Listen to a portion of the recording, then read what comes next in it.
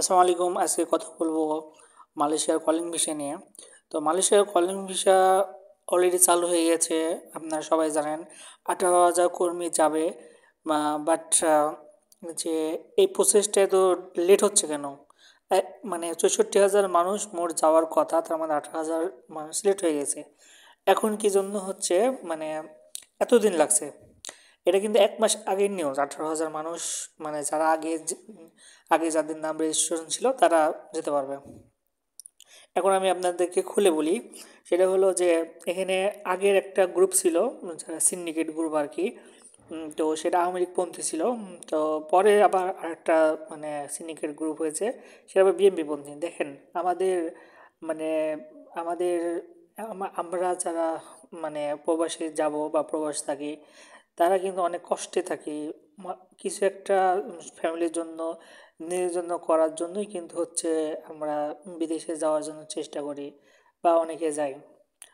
তো এখানেও রাজনীতি অন্তর্ভুক্ত হয়ে গেছে, এখানে প্রবলেম হয়ে গেছে। এখানেও মনে করেন যে যে স্বার্থ, যে যার স্বার্থ নিয়ে কাজ করছে।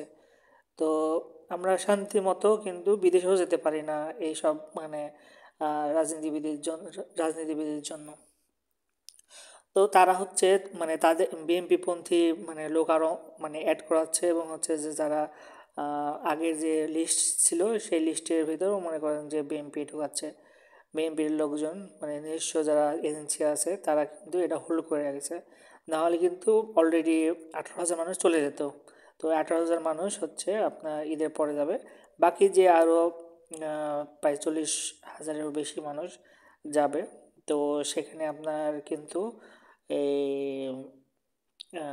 মানে বিএনপি লোকের নেওয়ার জন্য মানে কাজ করছে। বা এখানে মনে করেন অনেক এজেন্সিগুলো নিজেদের মধ্যে ফাইট করছে। তো এটার জন্য দেরি হচ্ছে। তো আপনারা কিন্তু চাইলে বিভিন্ন এজেন্সিতে যোগাযোগ করতে পারেন, গিয়ে আপনারা আম, আগে রেজিস্ট্রেশন করতে পারেন।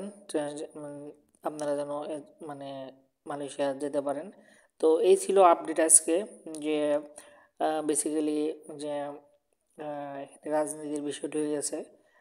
এখানে হচ্ছে একজন নাম্বার বাদ একজনের অন্তর্ভুক্ত হচ্ছে।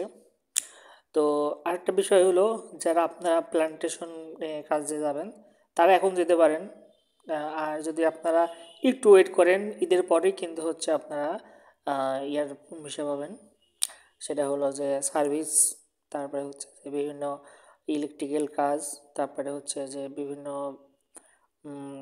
বিল্ডিংয়ের কাজ। তো এগুলো কিন্তু বেশি বেতন, কম মানে তুলনামূলক।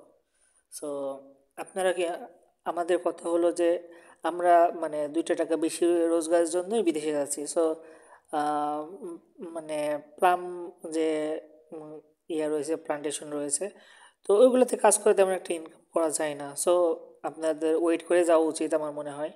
সো দেখুন আপনারা যেটা ভালো মনে করেন। তবে আমার সব সুপরামর্শ থাকবে, আপনারা ওয়েট করে ঈদের পরে যান। ধন্যবাদ, ভালো থাকবেন।